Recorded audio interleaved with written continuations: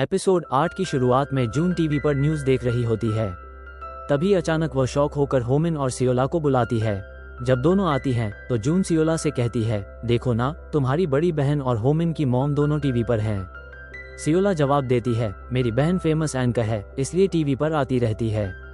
लेकिन होमिन की मॉम को काफी टाइम बाद देखा है। जियन हैरान होकर पूछती है, क्या तुम्हारी मॉम पॉलिटिक्स में जाने वाली है? होमिन बताती है, मुझे इसका कोई आइडिया नहीं है। इधर मीटिंग में कोतेसो पूरी बात सबको बताता है और कहता है कि यह ड्राफ्ट खुद मिस्टर यून ने लिखा है। नाइन पूछती है, तुम्हारे कहने का मतलब है कि टीएस इंश्योरेंस, जिसका केस यूनिन देख रहा है, और उसके अपोजिट एमजीसी, जिनका केस यूलिम की दूसरी टीम की अटॉर्नी मिस किम्बो देख रही है, में कुछ हुआ? कोतेसो समझाती है कि यूनिन ने किम्बो की जूनियर के साथ नाजायज संबंध बनाए और एमजीसी की काफी जानकारी हासिल की। फिर यह ड्राफ्ट बनाकर कोर्ट में सबमिट कर दिया ताकि केस जीत सके।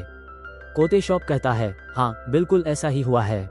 मिस्टर किम कहते हैं, मुझे लगता है इस मामले पर अटॉर्नी यूनिन को ही बोलना चाहिए। यूनिन जवाब देता है, मैं सफाई देने के बजाय ऐसे सबूत पेश करूंगा कि मिस्टर को के सारे इल्जाम झूठे साबित हो जाएं।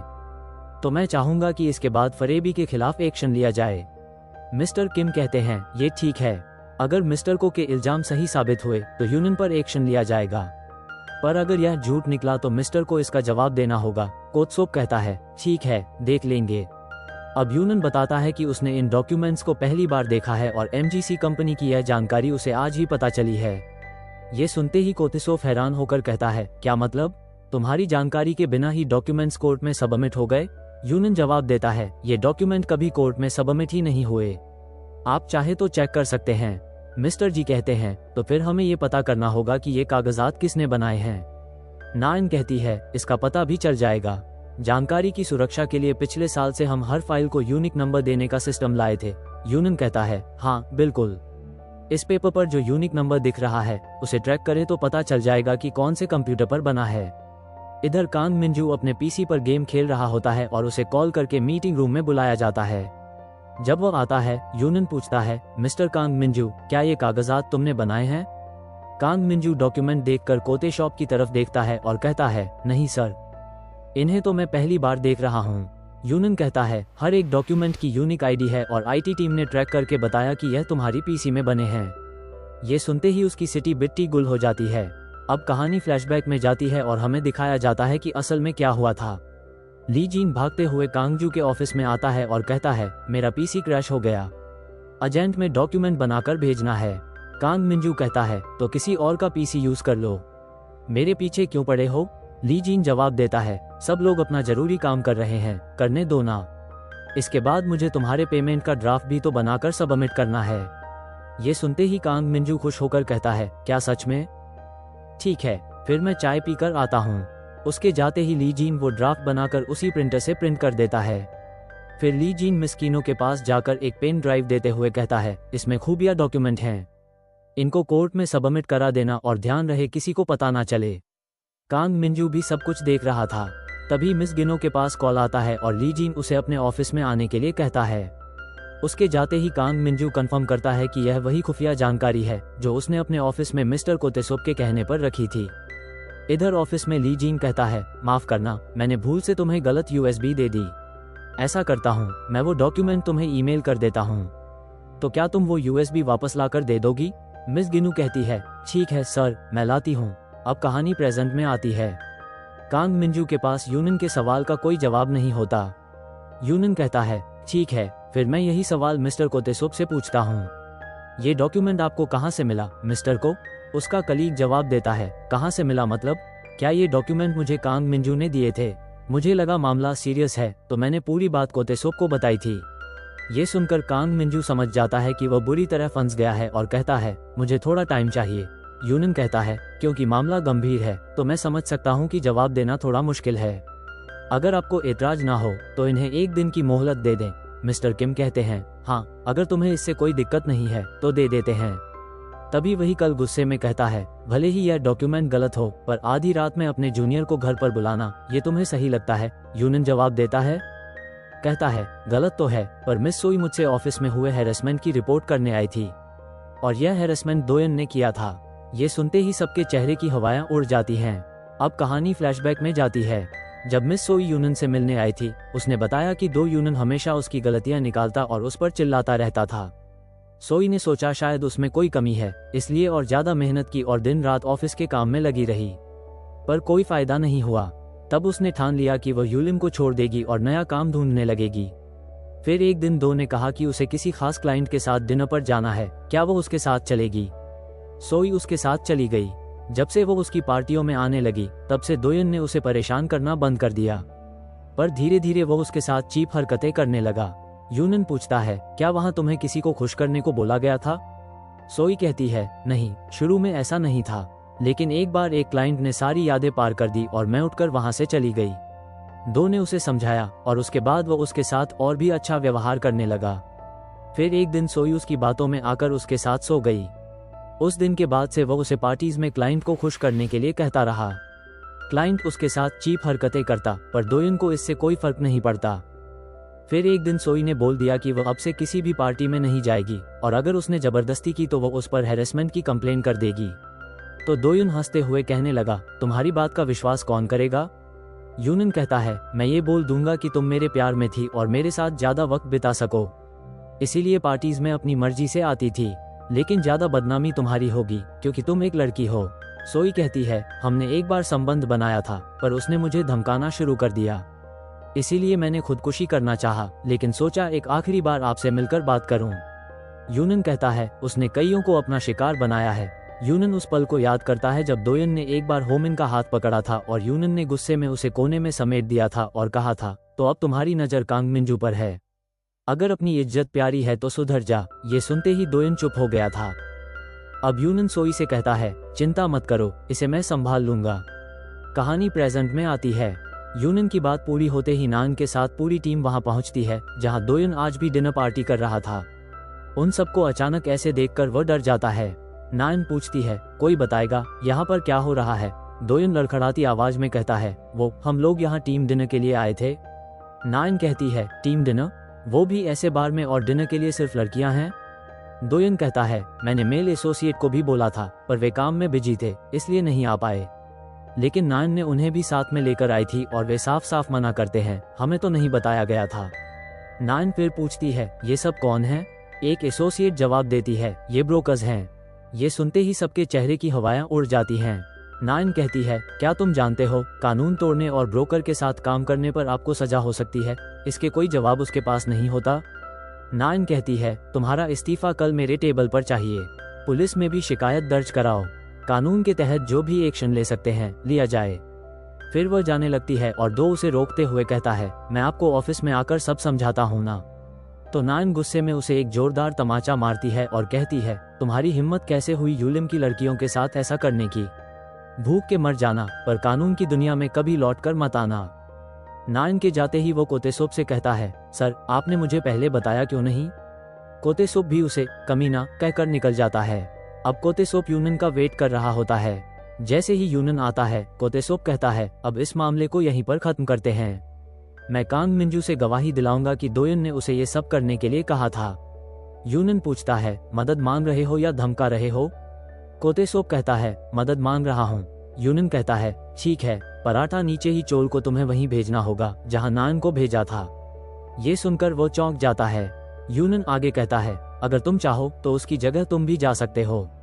और जाने से पहले, हाँ एक और बात, अब से मैं चाहे जो भी करूं, तुम बीच में टांग नहीं अड़ाओगे। अगले दिन हेन आकर बताता है, दोस्तों एक बड़ी खबर है, दो ने रिजाइन कर दिया है। ये सुनकर सब लोग चौंक जाते हैं कि इसे अचानक उसने रिजाइन कैसे कर दिया। हेन कहता है, पर इस बात से सब लोग बहुत खुश हैं। तभी होमिन के पास कॉल आता है। वह कहती है, हाँ बोलो सियोला। फिर अचानक परेशान होते हुए कहती है, कौन सा पुलिस स्टेशन? रुको मैं आती हूँ। वहीं इधर पुलिस स्टेशन में एक मुजरिम को लॉकअप में एक लेडी को देखकर चौंकते हुए कहता है, न्यू जंकर हंसुयन। तभी होमिन और सियोला वहां पहुंचती हैं। सियोला दुख भरी आवाज में कहती है, दीदी आप यहाँ पर कैसे? होमिन पुलिस वाले को लॉकअप खोलने के लिए कहती है, पर वह मना करता है और बताता है, देखिए इसने मेरे साथ क्या किया।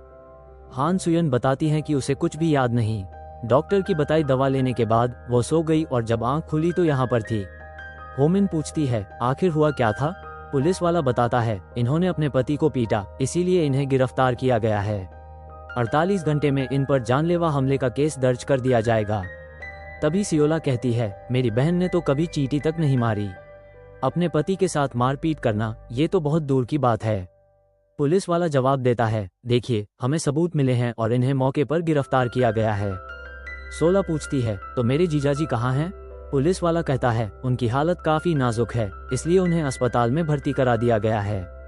दोपहर में होम इन लिटिगेशन टीम की मीटिंग में यह न्यूज सबको दिखाती है। ली जीन कहता है, वाकई बहुत बड़ी खबर है। तो तुम कह रही हो कि न्यूज एंकर हंसन तुम्हारी रूममेट की बड़ी बहन है? होमिन जवाब देती है, हाँ, पर वो सिर्फ मेरी रूममेट नहीं है, हम बचपन से बहनों की तरह ही रहते हैं।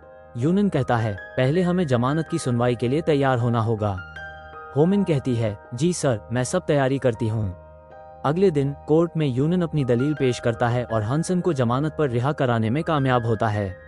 कोर्ट से वापस ऑफिस जाते समय होमिन कह रही होती है, रोम मसियोला, हम इसे पागलपन का दौरा साबित कर देंगे, तो वो छूट जाएगी। टेंशन मत लो, मैं सब संभाल लूंगी। यूनन बात पूरी होते ही कहता है, ये साबित करना इतना आसान नहीं है। अगर ऐसा हुआ तो कोर्ट को किसी भी हाल में उसे बरी करना होगा। जाहिर सी बात है, कोर्ट सोच समझकर ही फैसला करेगा। होमिन कहती है, जो भी हो, मेरे दोस्त की बहन है तो मेरे लिए भी बहन जैसी हुई। मैं अपनी बड़ी बहन को ऐसे जेल में नहीं देख पाऊंगी। यूनन कहता है, ठीक है, मैं कुछ सोचता हूँ, पर सबसे पहले हमें उसके डॉक्टर से मिलना होगा। वहीं इधर ली जीन देखता है कि कॉल पे बात करने के बाद अटॉर्नी यन जल्दी में कहीं जा रही है।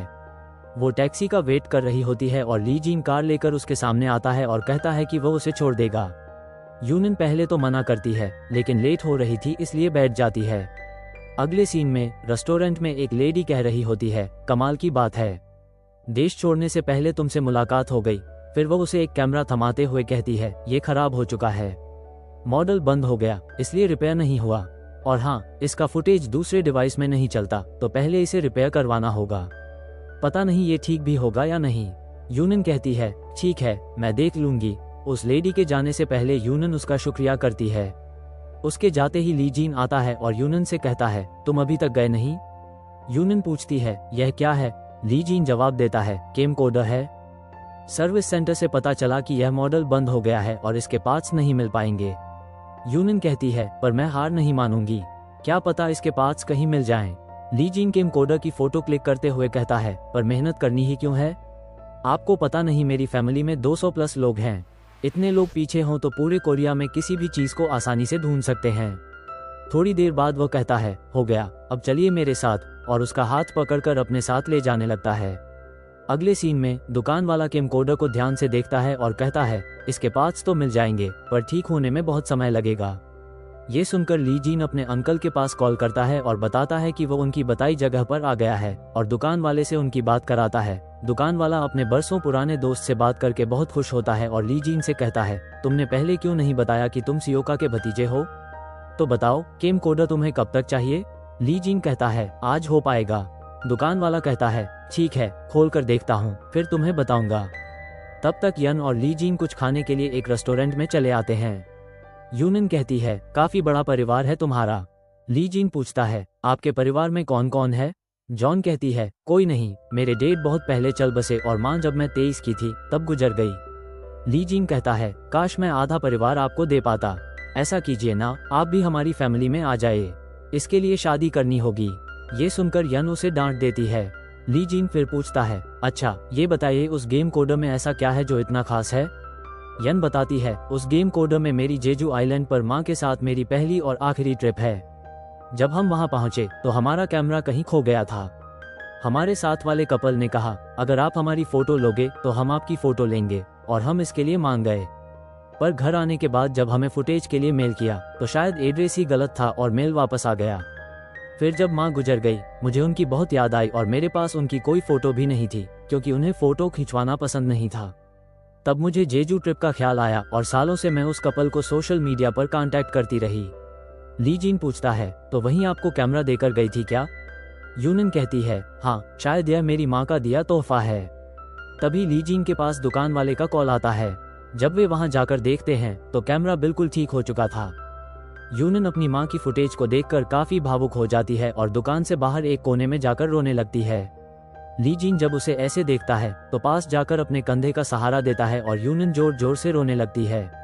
इधर होमिन पूछती है, डॉक्टर क्या आप ठीक से बताएंगी हानसेन को हुआ क्या था? डॉक्टर बताती है, वो घरेलू हिंसा का शिकार थी। उसके पति ने 10 साल तक उसके साथ हिंसा की। लंबे समय तक ऐसी हिंसा का शिकार महिलाएं मानसिक और शारीरिक रूप से टूट जाती हैं। उन्हें डिप्रेशन और एंजाइटी जैसी दिक्कतें होने लगती हैं।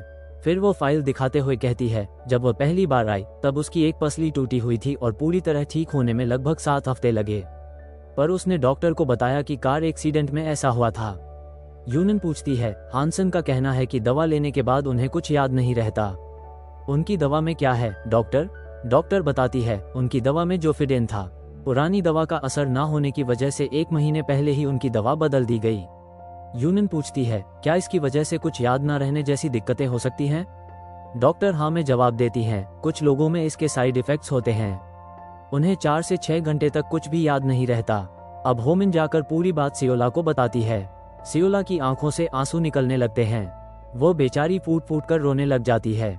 फिर गुस्से में अपने जीजा के वार्ड में जाकर उसे गालियां देते हुए एक डस्टबिन उठाकर उसके सर पर मारने ही वाली होती है कि होमिन आकर उसे रोक लेती है। अगले दिन कोर्ट में यूनन कहता है, दवा खाने के बाद प्रतिवादी की मानसिक हालत ठीक नहीं थी, इसीलिए उन पर लगाए गए आरोप हटा दिए जाएं। सरकारी वकील जवाब देता है, ऐसा कहना सही नहीं है। प्रतिवादी ने मारपीट के बाद खुद ही कॉल करके एम्बुलेंस को बुलाया था। उनकी हालत ऐसी थी जैसे कोई नशा करने के बाद होती है। यूनन कहता है, जज साहब, आरोपी की हालत हादसे के वक्त कैसी थी, ये जानने के लिए मैं दवाई के असर का टेस्ट कराने की दरख्वास्त करता हूँ। जज साहब इसकी मंजूरी दे देते हैं। अब हानसेन को वही दवा दी जाती है और थोड़ी देर में ही वो काफी हिंसक बन जाती है। 4-5 घंटे बाद जब असर खत्म होता है तो सियोला उसे रूम में लेकर आती है। हानसेन बताती है, दवा लेने के बाद मेरा वह हिंसक रूप मुझे काफी अच्छा लगता है। असल में मैं ऐसी नहीं हूँ, पर दवा लेने के बाद मैं काफी ताकतवर बन जाती हूँ, जैसे कोई वंडर वुमन। सियोल चौंकते हुए पूछती है, पर आपको कैसे पता कि आप ऐसी बन जाती हैं?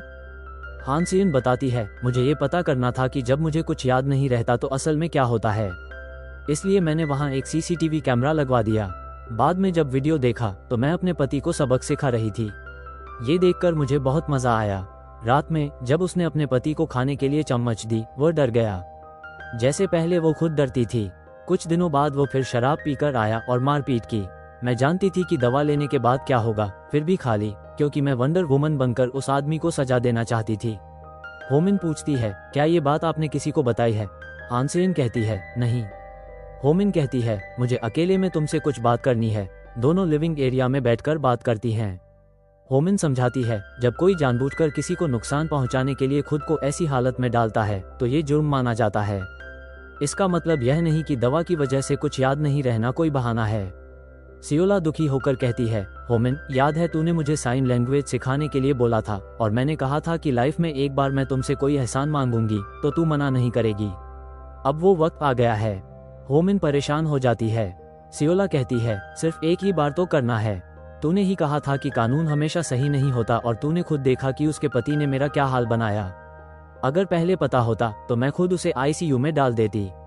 क्या इसलिए मेरी बहन का जेल जाना सही है? क्या तुम इसे इंसाफ मानती हो? होमिन समझ नहीं पा रही थी कि क्या करे और यूनन को जाकर पूरी बात बताती है। यूनन चौंक जाता है और पूछता है, ये बात किसी और को बताई है क्या? सियोला कहती है, किसी को नहीं। यूनन कहता है, ठीक है, मैंने कुछ भी नहीं सुना। अब तुम्हें जो करना है कर सकती हो। फिर यूनन समझाता है, मेरे लिए इंसाफ का मतलब उनकी हिफाजत करना है जिनकी जिम्मेदारी मुझ पर है। अगर कानून के दायरे में रहते हुए कुछ गलत हो रहा है तो उसका फायदा उठाना चाहिए। इसीलिए वो करो जो तुम्हारी बहन के लिए सही है। अब होमिन सियोला को हानसेन के घर बुलाती है और कहती है, जो बात आपने हमें बताई उसे किसी और को मत बताना, चाहे वो सरकारी वकील हो या कोई डॉक्टर। फिर पूछती है, वीडियो कहाँ है? हानसेन कहती है, फोन में है। होमिन कहती है, ठीक है, ये फोन मैं अपने साथ ले जाती हूँ। अगर कोई सवाल आपको मुश्किल में डाल सकता है तो उसका जवाब मत देना। आपको चुप रहने का पूरा अधिकार है, पर झूठ मत बोलना। हानसेन कहती है, ठीक है, मैं झूठ नहीं बोलूंगी।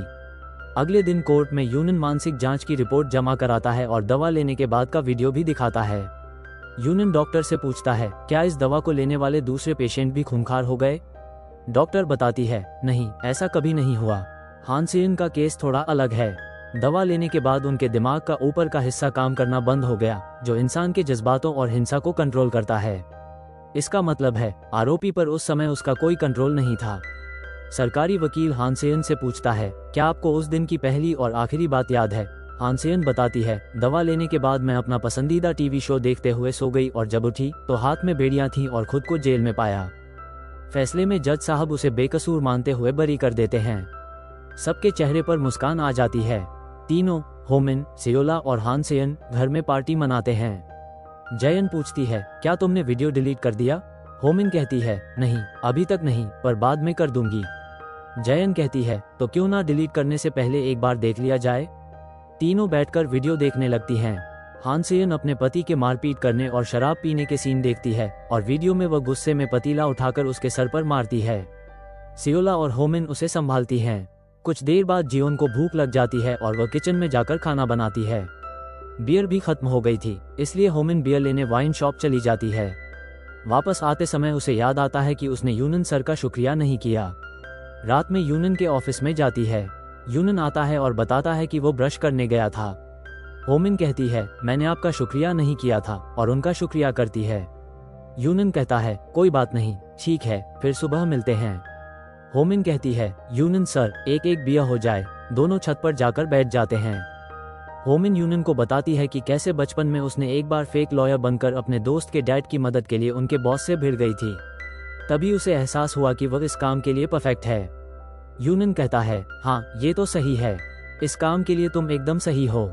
और इसी के साथ यह एपिसोड यहीं पर खत्म हो जाता है।